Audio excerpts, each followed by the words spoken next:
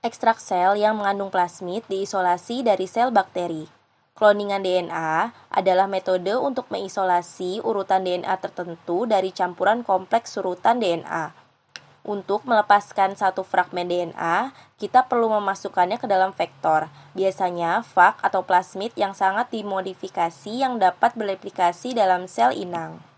Secara umum, vektor plasmid mengandung 3 elemen, yaitu situs kloning di mana fragmen DNA asing dapat disisipkan gen resisten kasar yang menghancurkan antibiotik, dalam hal ini ampicillin, memungkinkan pertumbuhan selektif sel induk, dan asal replikasi untuk memungkinkan plasmid untuk mereplikasi dalam sel induk untuk memasukkan DNA sebelumnya. Pertama-tama, kita harus menggunakan enzim restriksi untuk membelah vektor di situs klonin. Di sini, R1 memotong urutan polindromik GAATTC untuk menghasilkan ujung-ujung tunggai untai yang disebut ujung lengket. Ini dapat berhibridasi dengan potongan DNA apapun yang juga telah dipotong dengan ECO R1. Untuk DNA yang bersaing dengan urutan yang ingin dikloning dicerna dengan ECO R1 dan campuran membelah vektor. Ujung lengket molekul asing dan DNA plasmid berhibridasi dan kemudian disegel menjadi ikatan fosfodiester oleh enzim DNA kigase yang menghasilkan plasmid rekombinan.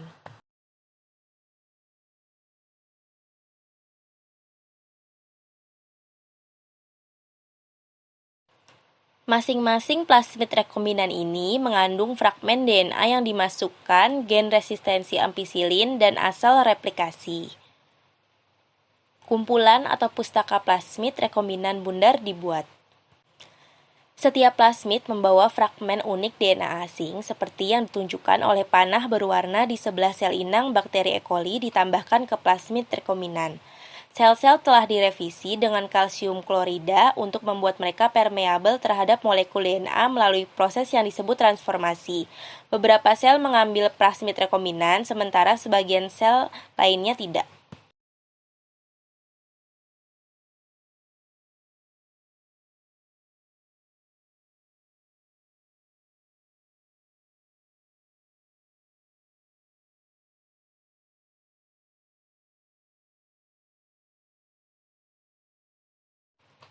Sel-sel bakteri dituangkan ke piring Dogger nuklir yang mengandung antibiotik ampicillin dengan ampicillin dan agar.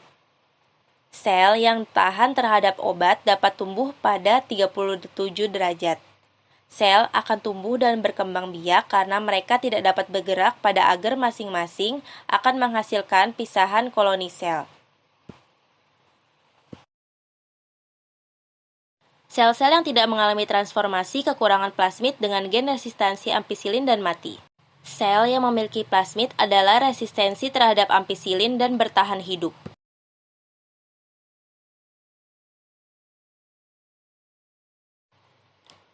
Asal replikasi memungkinkan plasmid untuk mereplikasi dengan menggunakan sel inang enzim.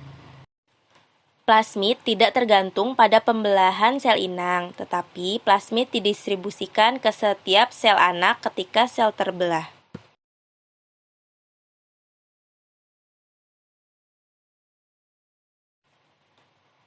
Saat plasmid bereplikasi dan sel inang berlipat ganda, jumlah salinan plasmid rekombinan sangat diamplifikasi.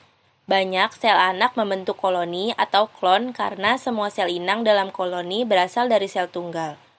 Semuanya mengandung salinan plasmid rekombinan yang sama dengan fragmen DNA asing, dan berbagai metode pengujian sekarang dapat digunakan pada koloni bakteri untuk menentukan yang mengandung urutan DNA tertentu yang ingin kita isolasi.